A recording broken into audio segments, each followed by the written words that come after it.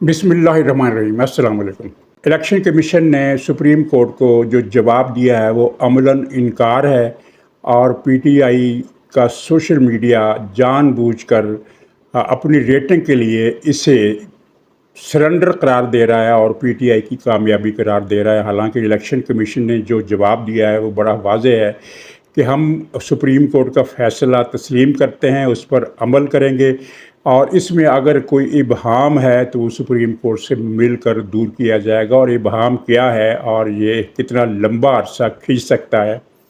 इसी तरह Lahore high court में इलेक्शन ट्रिब्यूनल्स का मसला भी छुट्टियों के बाद तक लटक गया है। दूसरा पॉइंट हमारा है कि बन्नू साजिश किसने की और इसका मकसद क्या था और ये जो कुछ हुआ कैसे हुआ और किस तरह पूरे जनूबी सूबा खैबर पख्तूनख्वा के पूरे जनूबी इलाके में एक तूफ़ान के आसार है और एक कितना बड़ा बहरान वहाँ पैदा हो सकता है कि जिसको संभालने में रियासत की खासी ज़ोर आजमाई हमें देखने को मिल सकती है। और ये सारा मसला इसलिए हुआ है कि मामलात को हैंडल करने में बहुत ताख़ीर की गई और कई गलत फ़ैसले किए गए जिनका एहसास अब इस्टेब्लिशमेंट को हो रहा है कि अगर वो इतने बड़े बड़े ब्लंडर ना करती तो आज ये सूरत हाल वहाँ पैदा नहीं होती। और ये साजिश का मैं ज़िक्र करूँगा। इसके अलावा हमारा इलेक्ट्रॉनिक मीडिया ख़ास तौर पर उसके 4-5 चैनल लगता है उनको देख कर कि ये शायद दिल्ली से ऑपरेट हो रहे हैं। हर प्रोग्राम एंटी पाकिस्तान और फ़ौज के ख़िलाफ़ बड़े तरीक़े और सलीक़े से नफ़रत पैदा करने वाले नशर हो रहे हैं और फ़ौज ने इसका अगरचे नोटिस लिया है लेकिन अभी तक उस पर कोई ज़्यादा अमल होता हुआ नज़र नहीं आया। शायद अगले 10 दिन तक ये मामला कुछ बेहतर कर ले, वरना मामलात इनके भी ख़राब हो सकते हैं। और अत्तर मिनल्ला को न्यूयॉर्क में कायम किसी आफरीदी बार एसोसिएशन ने ख़िताब की दावत दी है और 2 और जज भी अमेरिका चले गए हैं। वहाँ ये क्या करना चाहते हैं, किन से मुलाकातें होंगी और आफरीदी बार एसोसिएशन का चक्कर क्या है। सबसे अहम मौजू जो है वो है मरियम नवाज़ साहबा की तकरीर जिसने पीटीआई की तमाम दुमचियों में आग लगा दी है और एक तूफ़ान बर्पा हो गया है कि मरियम ने ये क्या कह दिया। मरियम ने जो कुछ कहा, अदलिया के जजों से कहा, पीटीआई को तकलीफ़ इसलिए हो रही है कि ये जज जो हैं ये पीटीआई के पार्टनर्स इन क्राइम हैं, इसलिए उनको तकलीफ़ हो रही है। लेकिन मरियम की बातों पर तवज्जो देने की ज़रूरत है कि उन्होंने आखिर क्या बातें की हैं। कुछ तो खैर तनकीद के ज़िम्मन में आती है। मसलन ये है कि ये जज जो हैं अपना ज़मीर बेच आए हैं। उन्होंने सुप्रीम कोर्ट के कुछ जजों की तरफ उनका इशारा था जिन्होंने कहा था कि हम अपने ज़मीर की अदालत में जवाबदेह हैं, ज़मीर के मुताबिक फ़ैसला करेंगे। और ये बात इतना बड़ा धोखा है, इतना बड़ा झूठ है क्योंकि दुनिया में कहीं भी कोई जज ज़मीर का हवाला नहीं देता, आइन और कानून के मुताबिक फ़ैसला करता है क्योंकि ज़मीर हर एक का अलग अलग होता है।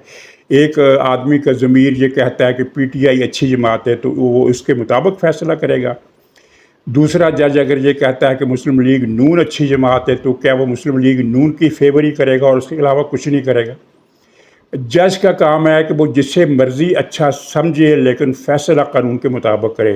तो ये तो मरियम ने तनकीद की और फिर इसका ज़िक्र किया कि जब भी पाकिस्तान में कुछ तरक्की होने लगती है तो ये लोग हरकत में आ जाते हैं और फिर मुल्क को बहरान में धकेल देते हैं। ज़ाहिर इनका इशारा भी जजों की तरफ था जिन्होंने 2014 से लेकर अब तक यानी 8 साल हो गए हैं कि जजों ने इस मुल्क को बांध के रखा हुआ है, इसकी तरक्की के रास्ते में दीवार बन गए हैं। इस मुल्क में अदम इस्तेकाम जो है वो 90% जजों की वजह से है। और ये मैंने बहुत पहले बात की थी, कई महीने पहले, कि अगर जजों को एक तरफ कर दिया जाए तो पाकिस्तान में कोई बहरान है ही नहीं। सियासी जमात 2 तरीक़ों से बहरान पैदा कर सकती है। एक अवामी सतह पर जलसे, जुलूस, मुज़ाहरे, हड़तालें, हंगामे, जलाओ घिराओ, ये वो जिस तरह आप देख रहे हैं कि बांग्लादेश में स्टूडेंट्स निकले हैं और उन्होंने हुकूमत को जाम करके रख दिया है। और दूसरा ये होता है कि उनकी पुश्त पनाही पर कोई इदारा हो, मसलन मीडिया हो या जज अदलिया हो, तो फिर वो बहरान पैदा कर सकते हैं। तो पाकिस्तान में ये दूसरी सूरत है। अदलिया और मीडिया इमरान खान के पीछे है, उसके मददगार हैं, उसके जराइम में बराबर के बल्कि बराबर से भी ज़्यादा के शरीक है। 9 मई के वाक़यात दुनिया के किसी मुल्क में होते तो क्या कोई मुजरिम बख्शा जा सकता था? उनकी तो हड्डियाँ रोल दी जाती। لیکن جہاں کیا ہوا کہ ہماری عدلیہ کے جج 9 مئی کے مجرموں کو، ملزموں کو نہیں، مجرموں کو ضمانت دیتی ہیں اور پھر ساتھ میں یہ آرڈر دیتی ہیں کہ خبردار آئندہ اس کو کسی نے ہاتھ لگایا تو. اور یہ بات مجھ سمیت کئی لوگوں نے یہ کہی تھی بہت پہلے کہ 9 مئی کے واقعات میں، 9 مئی کی جو سازش ہوئی تھی پاکستان کو تباہ کرنے میں، اس میں عدلیہ کے جج اسلام آباد ہائی کورٹ کے بھی، سپریم کورٹ کے بھی اور لاہور ہائی کورٹ کے بھی آن بورڈ تھے. یعنی وہ اس سازش میں برابر کے شریک تھے، ان کو اس سازش کا پتہ تھا اور وہ انتظار کر رہے تھے کہ سازش کامیاب ہو اور ہم بھی کوئی فرمان جاری کریں. تو مریم کا یہ دوسرا اشارہ اس طرف تھا. اور بھی انہوں نے سخت باتیں کی جو آپ نے سن لی، اس کے کلپ بھی آ گئے ہوں گے، لیکن جو بات اصل میں انہوں نے کی وہ اس سے پہلے کسی لیڈر نے نہیں کی، آج تک نہیں کی، اور اس کا جو معنی ہے، اس کا جو مطلب ہے وہ بڑا دور رس ہے اور بڑا گہرا ہے، اور آپ اس کو سمجھ گئے ہوں گے کہ انہوں نے کیا بات کی ہے. انہوں نے کہا ہے کہ لیکن اس مرتبہ ہم ترقی کو روکنے، ملک کو عدم استحکام کا شکار کرنے کی کوشش کا مقابلہ کریں گے اور اسے ناکام بنائیں گے، اس کی اجازت نہیں دیں گے. ظاہر ہے اور بالکل ظاہر ہے کہ ان کا اشارہ ججوں کی طرف تھا کہ ججوں نے جتنی سازشیں کر لی، اب یہ مزید سازشیں نہیں کر سکتے. ان کے اس اعتماد کے پیچھے کیا ہے، میرا خیال ہے اس کا اندازہ آپ کو بھی ہے کہ کیا ہونے والا ہے. اس ملک میں ایک ایسا قدم اٹھایا جا رہا ہے جس کے نتیجے میں عدلیہ کے اندر تطہیر کا عمل ہوگا، صفائی کا عمل ہوگا، گند بلا کوڑا کرکٹ یہ سارا نکال کر باہر پھینک دیا جائے گا تاکہ یہ ملک کے خلاف سازشوں کا ایک مستقل اڈا. پاکستان دنیا کا واحد ملک ہے جہاں کی عدلیہ ملک کے خلاف سازش کرتی ہے اور امریکہ سے ہدایت لیتی ہے. 3 جج اس وقت سپریم کورٹ کے امریکہ کے دورے میں ہیں.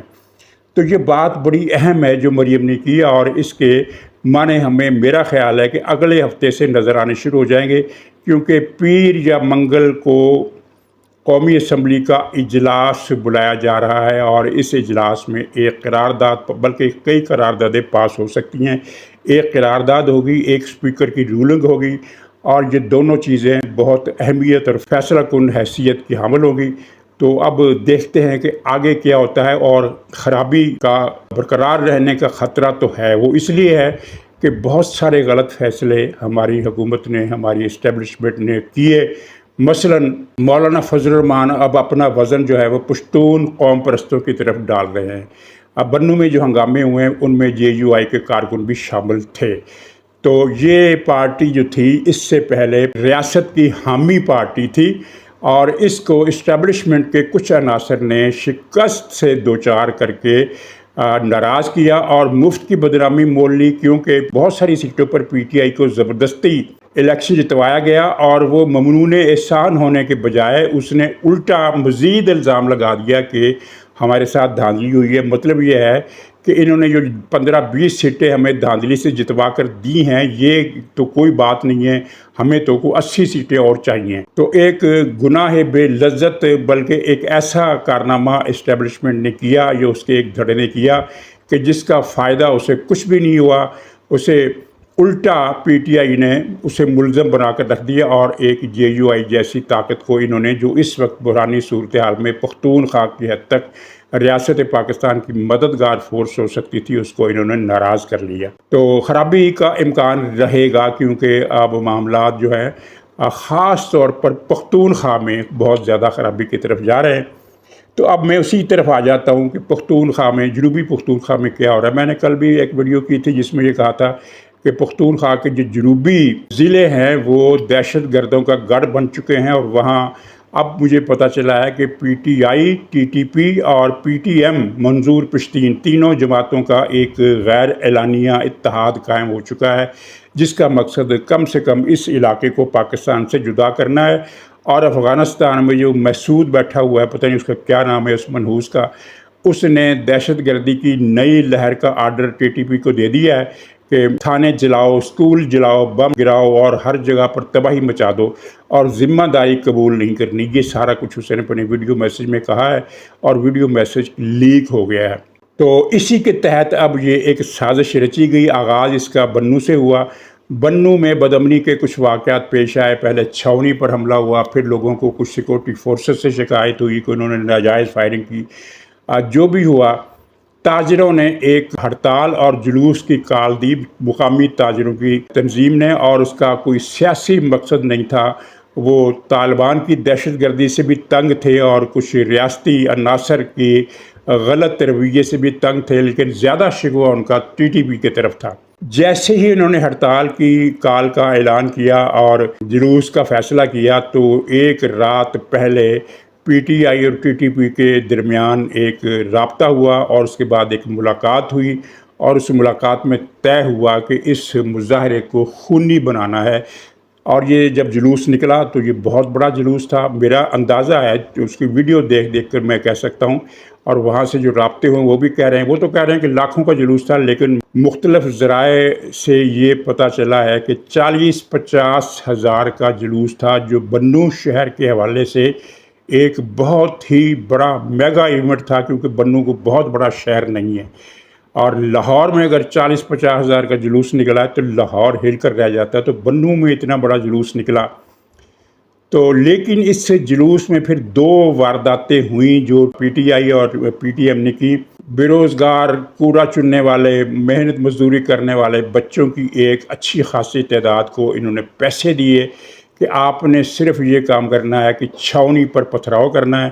اور یہ سوچ سمجھ کر فیصلہ کیا گیا، کیونکہ انہیں پتہ تھا کہ جب بچے پتھراؤ کریں گے تو فوج فائرنگ نہیں کرے گی، اور اگر بالفرض فائرنگ اس نے کر دی تو پھر تو ہم پورے ملک میں ایک کوحرام برپا کر دیں گے کہ فوج نے اب بچوں کا قتل عام بھی شروع کر دیا. آپ نے وہ ویڈیو دیکھی ہوں گی جس میں چند درجن بچے، چھوٹی عمر کے بچے چھاؤنی پر پتھراؤ کر رہے اور مسلسل پتھراؤ کر رہے، پھر وہ ہٹ گئے. فوج نے ان پر کوئی فائرنگ نہیں کی. اور اس کے بعد پھر پی ٹی آئی کے ایک مقامی رہنما کے گھر کی چھت سے فائرنگ ہوئی، اور پی ٹی آئی کے ایک کارکن نے جلوس کے اندر فائرنگ کی، اور مرنے والے دونوں افراد پی ٹی ایم کے کارکن تھے. دونوں کارکن پی ٹی آئی کے گرفتار کر لیے گئے ہیں، جس نے چھت سے فائرنگ کی وہ بھی، اور جس نے جلوس کے اندر فائرنگ کی وہ بھی. اور فائرنگ ہوتے ہی، یعنی ابھی اس واقعے کی اطلاع جلوس کے شرکاء کو بھی نہیں پہنچی ہوگی کہ سوشل میڈیا پر ایک طوفان آ گیا کہ ظالم فوج نے، قابض فوج کا کیا مطلب ہوتا ہے؟ غیر ملکی فوج. تو قابض فوج نے عوام کا قتل عام شروع کر دیا، جبکہ فوج کی گولی سے کوئی شخص زخمی نہیں ہوا. فوج نے صرف اس ہراول دستے پر فائرنگ کی، ہوائی فائرنگ، جو چھاؤنی کے بالکل قریب پہنچ کر حملہ کر رہا تھا، پتھراؤ کر رہا تھا اور گولیاں بھی چلا رہا تھا. تو اس کی فائرنگ سے کوئی آدمی نہیں مارا گیا، لیکن وہ بلوائی جو چھاؤنی کے قریب پہنچ چکے تھے وہ وہاں سے بھاگنے کے لیے. یہ ساری چیزیں آپ جو ویڈیوز اپلوڈ ہو رہی ہیں ان میں دیکھ سکتے ہیں. میں اگر ان کو یہاں اپنی اس ویڈیو میں شامل کروں گا تو 4-5 منٹ کی اس میں لمبائی میں اضافہ ہو جائے گا. آپ نے یا تو دیکھ لی ہوں گی سوشل میڈیا پر، نہیں تو آپ سرچ کر کے دیکھ سکتے ہیں. تو ایک طوفان آ گیا کہ فوج نے فائرنگ کر دی، فوج نے بندے مار دیے، ظالم فوج، فلانی فوج، غاصب فوج، قابض فوج. اور ایک دن پہلے اسلام آباد میں یہی نعرے پی ٹی آئی کے ارکان قومی اسمبلی نے بھی اسمبلی کے باہر لگائے. اور اس موقع پر پی ٹی آئی نے انتظام کیا تھا کہ کارکن بھی شریک ہو جائیں تاکہ کوئی 1000-1500 کا مجمع نظر آئے. اور پھر ہمارے جو ٹی وی چینلز ہیں خاص طور پر، وہ تو دکھائیں گے اس کو 1000-1500 کے مجمع کو 10,000 کر کے، لیکن وہاں کوئی ایک بھی شہری ان کے ساتھ شامل نہیں ہوا.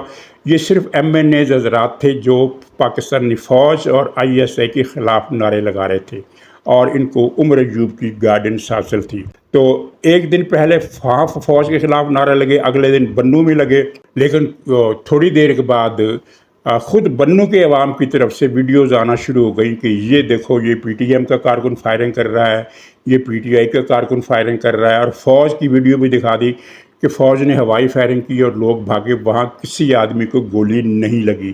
اور جو بھی لوگ مارے گئے وہ پی ٹی ایم اور پی ٹی آئی کے لوگوں کا ایک ملی بھگتی ڈرامہ تھا. تو اب بنوں میں آج بھی ہڑتال ہے، اور پھر اب یہ پلان یہ ہے کہ پشتون کارڈ کو استعمال کرتے ہوئے پورے جنوبی پختونخوا میں ایک طوفان کھڑا کر دیا جائے، جلسوں جلوسوں کا، مظاہروں کا، اشتعال انگیز نعروں کا. پی ٹی ایم والوں کو ہدایت کی گئی ہے کہ وہ سفید جھنڈے لے کر نکلے اور ہر جھنڈے پر لال رنگ سے یہ دکھائیں کہ سفید جھنڈے کو پاکستانی فوج نے لہو سے لال کر دیا ہے۔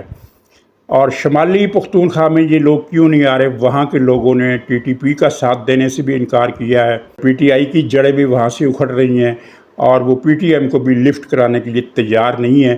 لیکن جنوبی علاقوں میں ان کے ساتھ عوامی طبقہ ان کا ساتھ دے رہا ہے، سارے عوام نہیں لیکن ایک بڑا طبقہ ساتھ دے رہا ہے۔ ان میں سیکولر بھی ہیں، ان میں لبرل بھی ہیں، ان میں نسل پرست، قوم پرست، علیحدگی پسند، بھارت نواز، ہر طرح کے عناصر جو ہیں وہ ان شہروں میں پی ٹی آئی کے ساتھ ہیں۔ اور اب آنے والے دنوں میں جو مقابلہ ہوگا وہ پی ٹی آئی اور پی ٹی ایم میں ہوگا، کیونکہ اگرچہ گریٹر پشتونستان کے لیے دونوں میں اتحاد ہو گیا ہے، تعاون ہو گیا ہے، لیکن قبضے کی جنگ جو ہے وہ شریکوں کو لڑا کر رہتی ہے۔ پی ٹی آئی کی کوشش یہ ہے کہ یہ میدان جو ہے ہمارے کنٹرول میں رہے اور پی ٹی ایم ہمارا ساتھ دے، جبکہ پی ٹی ایم کو نظر آ رہا ہے کہ اس کی مقبولیت ان علاقوں میں بڑھ رہی ہے، تو وہ اپنی چودراہٹ کے چکر میں ہے۔ ناظرین، کل آپ نے خبر سن لی ہوگی کہ میڈیا مالکان کو، الیکٹرانک میڈیا کے مالکان کو، انتظامیہ کو ایک اجلاس میں بلایا گیا اور انہیں دکھایا گیا کہ کس طرح آپ کے پروگرام ملک میں انتشار پھیلا رہے ہیں۔ وہ میں ایک پروگرام میں تفصیلی بات کر چکا ہوں کہ میڈیا کا ایجنڈا کیا ہے۔ خیر، اس میں انہوں نے بات کی اور کہا کہ آپ پاکستانیت کا خیال کریں اور اگلے 10 دن کے اندر اپنے اینکر پرسن کو ہدایت کریں کہ وہ اپنا رویہ بدلیں۔